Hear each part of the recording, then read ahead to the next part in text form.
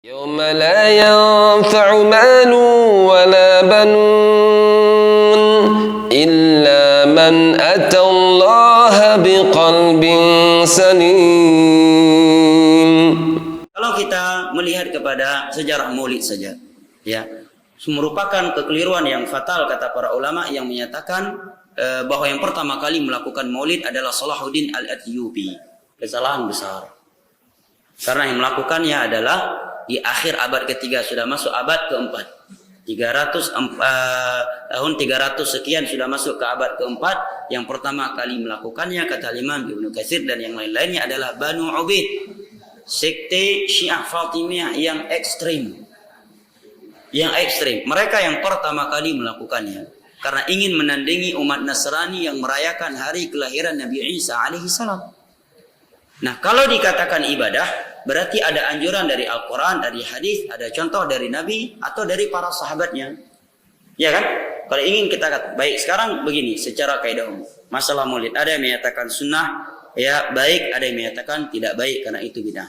Sekarang kita katakan bagi orang yang menyatakan itu tidak baik, apa alasan Anda? Jawaban dia mudah.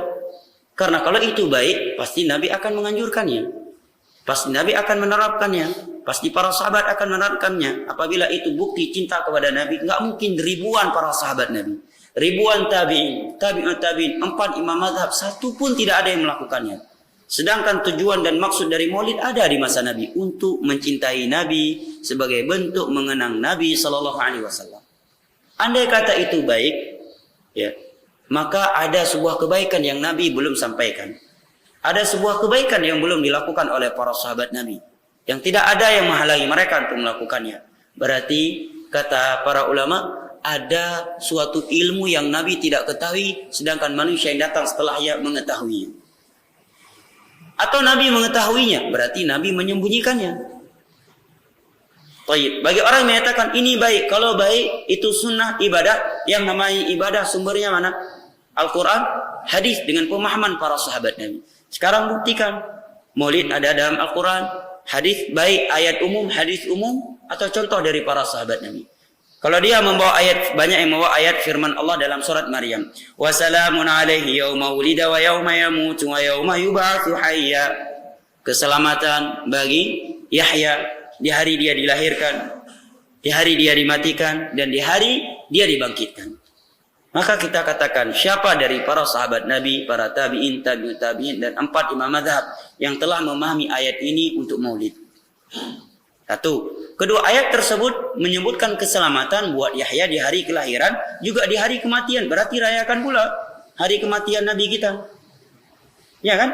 Hari dibangkitkan dan tidak diketahui Nabi Yahya kapan dilahirkan, ya, kapan dimatikan, dan kapan dibangkitkan. Jelas ya? Oh, tujuannya kan baik. Baik, kalau kata tujuannya baik, kata Imam Syafi'i tadi, man istahsana faqad syarra. Barang siapa yang melakukan sebuah ibadah dengan alasan yang penting tujuannya baik, pasti dia akan buat syariat baru. Dan Imam Malik yang berkata tadi, orang sesuatu yang itu bukan bagian dari agama di masa Nabi, maka itu bukan bagian dari agama di masa kita. Dan sahabat Abdullah bin Hudzaifah, Abdullah bin Mas'ud, Hudzaifah juga menyatakan tadi, ikuti saja, tidak usah membuat perkara-perkara baru. Ya, ini kalau mau dikatakan baik. Kalau dikatakan sunnah, hukum dalam Islam ada berapa? Ada 5 kan? Wajib, sunnah, lebih tepat mustahab, ya, haram, makruh, mubah. Nah, sekarang coba golongkan Maulid ini kemana? Kalau digolongkan ke wajib, berarti ada perintah. Di antara konteks wajib itu kata para ulama ada perintah melakukannya, atau ada ancaman terhadap orang yang meninggalkannya, atau ada celaan dari syariat terhadap orang yang meninggalkannya. Sekarang sebutkan dari Al-Quran dan hadis yang memerintahkan Maulid atau mencela orang yang tidak melakukan Maulid. Berarti sisa berapa hukum lagi?